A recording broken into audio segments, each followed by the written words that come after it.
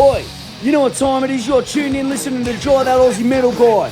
Make sure to hit that like and subscribe button so you don't miss any of his content when it drops. And remember, stay brutal, you mad dogs. Roof!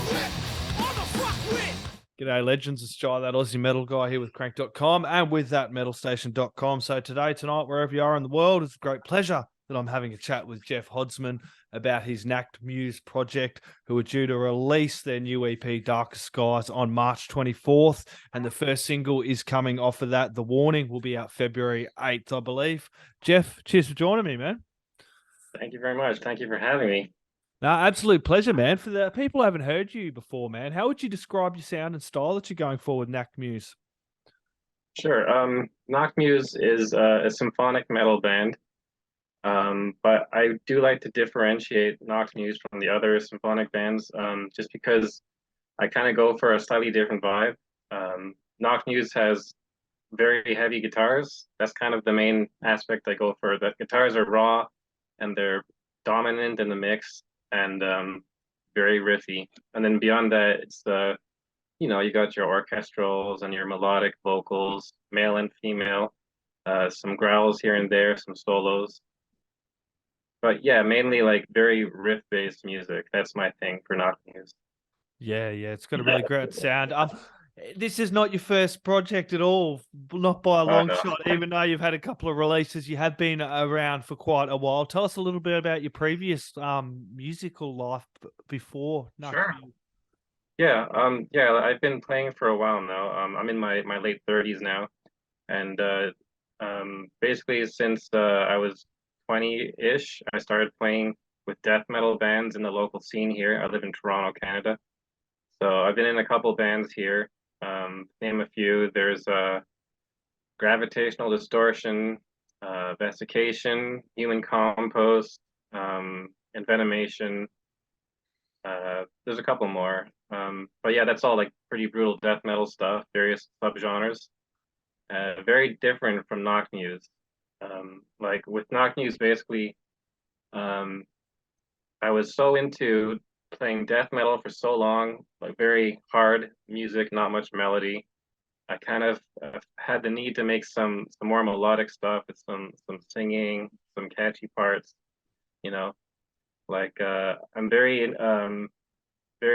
influenced by Therian. They're one of my favorite bands. I don't know if you know Therian. Yeah, you know Therian. Love Therian. And just listening to them so much, I was like, I really want to make something with this kind of vibe, something more majestic, melodic, and just not always brutal, Yeah, well, that's why I asked that question about what you've done before, because I did notice, pardon me, that you're in these really heavy death metal bands, and then this project come about as well. So it must have been really good to, pardon me, to have this project to dive into, eh? Oh, totally, man. It's a big thing for me. Actually wearing a death metal shirt right now. One of my past bands. I know you can't read that. That's Gravitational Distortion. Yep. Yeah.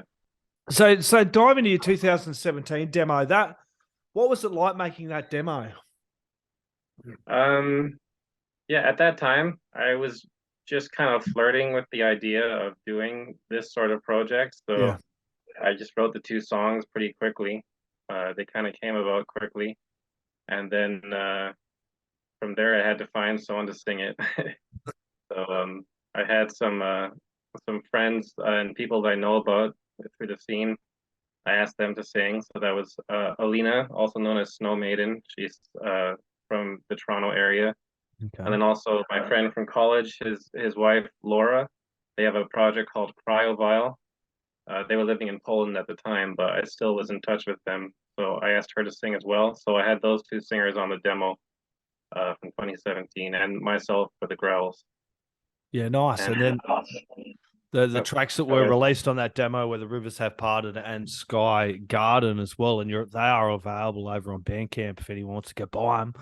But they do appear on the album, your debut album, which was the Solemn Songs of Night, Sky, and Sea, which was a really, really great album as well. And you had Maud sing on the vocals there as well with Geoff. Mm-hmm. That's right. Yes. I mean, after the 2017 demo, it was a very long process to write Yeah. Solemn songs. You can see that there's a long gap between those two releases. So during that time, I basically hooked up with a friend from high school. We got back in touch and started writing the songs together. And so the back and forth process with him, it took a long time to get these songs finished. But during that time, yeah, I found Maud and Geoff and brought them on board to help with the vocals. And that's the result. And to this day, I'm still working with those two singers. They'll be on the new release as well. Yeah, yeah, I noticed they are on the new release as well, and they're also in the Growlers Choir, which I had heard before. Yeah. I had a little bit of Yeah. really, really cool sound that is, and Sanguine Chrysalis, is it, or the other band Sanguine Glacialis, that's that Maud's like progressive Glacialis? death metal. Yeah, That's it, and then Hands of Despair is Geoff. Really great that's right. vocalist as well, and probably the time it took between doing the albums is you do a lot of the instruments on this as well. You got guitar, bass, you do all the orchestration, of course, there with Kirill, and percussion, and you do the heavies as you were mentioning. Yes, that's right. Yeah. How long did it take you to do that album? As you're saying, were you working that whole time through from the demo release up until the release of that album prior? Yeah, it was basically that entire span of time. I mean, in 2017, I released those two songs on the Yeah. demo, and I was like, this felt good. I'm gonna keep doing this. And so it was like a 5-year process, basically, just to write the songs and finalize them and go back and forth with my friend Carol. Yeah, so just 5 years straight. It must have been a really cathartic though and liberating to make these releases as well after spending so long doing death metal, because I've spoken to a few guys that are in death metal bands and have side projects that are totally different than what Yeah. they were doing with the death metal as well, and they seem to get so much joy out of that, but it also reinvigorates them back for what they were doing. Yeah, it's true. I mean, nothing against death metal. I love death metal still. I still play in my bands, but uh, you got to change it up sometimes, right? I mean, you'll Yeah. find a lot of guys in these brutal bands have their side projects. There's also you'll see like some bands, like classic bands, will kind of change genre over the years and become something else. Like Therian, for instance, they were a death metal band at first before they became the symphonic band they are now. Yeah, yeah, there's a lot of bands like that, but it's also about growing and evolving your sound as well, and not just Definitely. being stuck as a one or two-dimensional artist as well. You want to do more and grow and evolve as a person and as a musician. Yeah, absolutely. I mean, that's what life is about, right? You got to keep it interesting. Yeah, so the latest EP, Darker Skies, when did you start making that? Straight after the last one? Do you like, look, I'm not wasting any time. This time I want to just keep the ball rolling, or Um, Basically, so a few months after the release of the full length Solemn Skies, uh, we did the music video. That came out like a month later, and then from there, Carol and I had an amicable departure, so it became just my project. okay, cool. And so that kind of rerouted all the plans that we had. Like we were gonna do some other stuff at first, but once it was just me, I was like, well, what do I do now?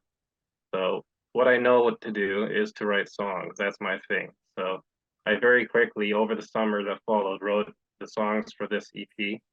And then during the fall I've been recording and now it's ready to go.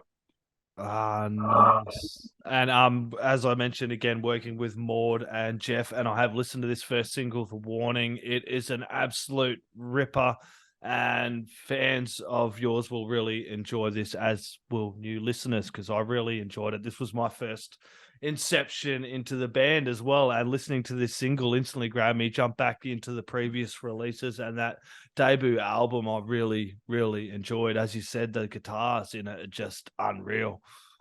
Thank you, man. I really appreciate that. Can you tell me a little bit more about The Warning and what this track means for you, man? Sure. The Warning, obviously, we're living in this year and it's been a troublesome year, been a troublesome previous year, and the year before that. There's been a lot of things going on in this world. And basically, the message in The Warning is that we as a people should find unity. Like, we may think that we're different from each other because we live in different nations or we have different political beliefs. But in the end, we're all just people, and if we were to speak to each other one-on-one, we would see we're the same thing. So yeah, that's the warning. Yeah, definitely. And a really great message to leave that on. Look, everybody, you can chuck in pre-orders. What are pre-orders up, man? Have you got pre-orders up yet, or? I don't know if I'm gonna do pre-orders. I think I'm just gonna bang it out on the release date and just let it go. I mean, it's a digital release right now. If I see that there's a demand for physical release, then we'll do that, and then I can do like a pre-order thing, so people get their hands on some stock on those CDs. But yeah, right now the digital release just gonna release on the date. So best bet, just get over and stream it. And then also, as I mentioned, the Bandcamp there, which is Nachtmuse, bandcamp.com.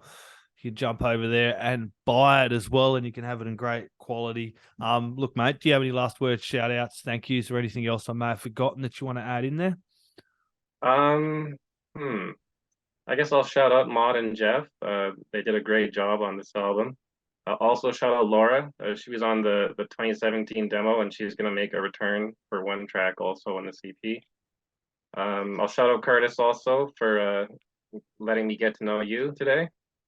And I think that's good for me. No worries, everyone. Go out and grab some Nachtmuse. You can go over Bandcamp, grab the Solemn songs of Nightsky, and see the demos up there. Stream it, buy it, crank it up so the neighbors can hear it as well. Cheers, mate. Thank you, man. Have a good day. Oi, you're tuned in to Jai That Aussie Metal Guy, so make sure to hit that like and subscribe button so you don't miss any of his sick content. And remember, stay brutal, you legend.